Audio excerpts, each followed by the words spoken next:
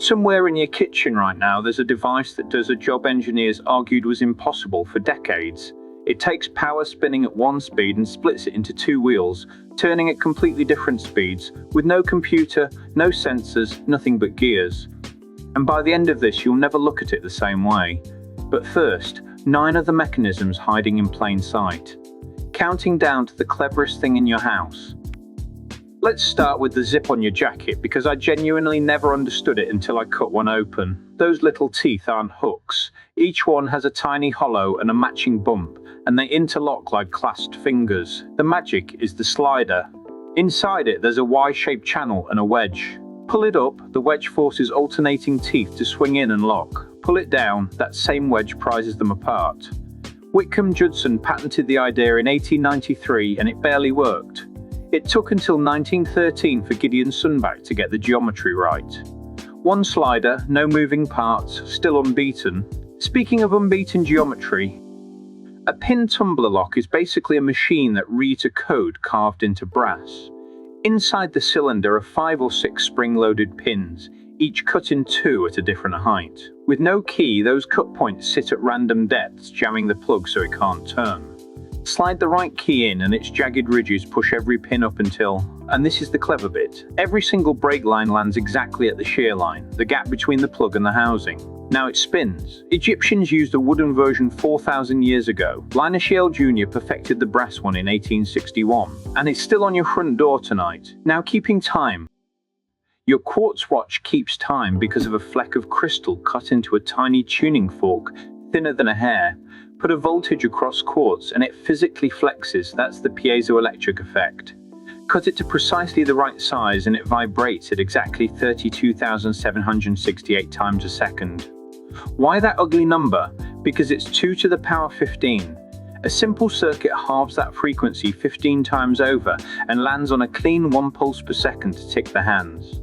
No pendulum, no balance wheel, just a shivering sliver of rock. It loses maybe half a second a day. That precision changed everything, but the next...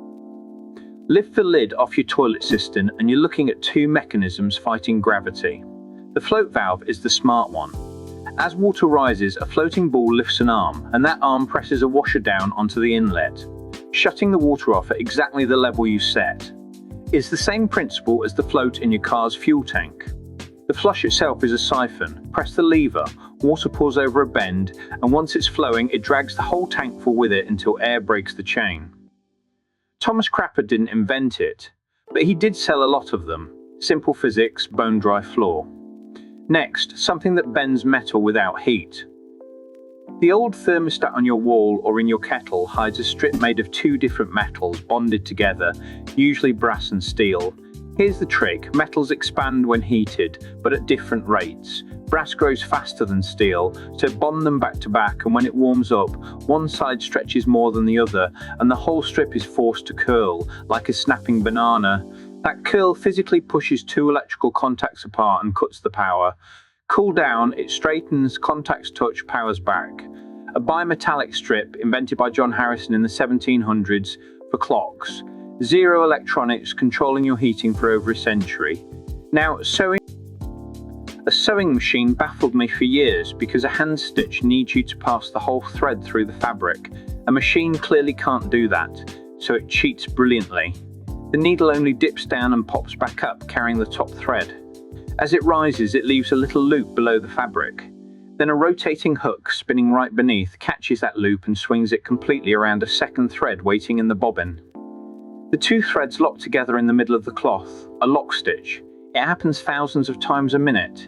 Isaac Singer made his fortune on it in the 1850s. Now let's split power between 2 wheels. Here's the problem the differential solves. When your car turns a corner, the outside wheel travels further than the inside wheel, so they must spin at different speeds, but they're driven by one engine. Lock them together and the tires scrub and skip.